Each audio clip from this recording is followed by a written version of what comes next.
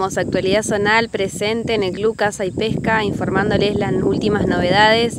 Queríamos mostrarles la situación en la que se encuentra este club tan conocido aquí camino a lo que es de San Justo hacia Soledad. Vemos la ruta 61, aquí nomás donde pasa el puente, vemos el Club Caza y Pesca totalmente anegado por la cantidad de agua y los milímetros caídos en todo lo que fue el norte del departamento de San Justo, toda esa agua que fue ingresando y que hoy hace que el Club Caza y Pesca se encuentre en estas situaciones, totalmente anegado por las aguas. Vemos diferentes también ranchos que tiene la gente de San Justo y zona que obviamente no se puede entrar porque, como pueden ver, allí el camino está totalmente colapsado por el agua y bueno, en esta situación se encuentra el Club Caza y Pesca, que momentáneamente se encuentra cerrado y que bueno, como pueden ver, el río está totalmente crecido y desbordado. Así que esta es la situación y lo informa Actualidad Zonal con la cámara viajera. Y sí, los perros disparan.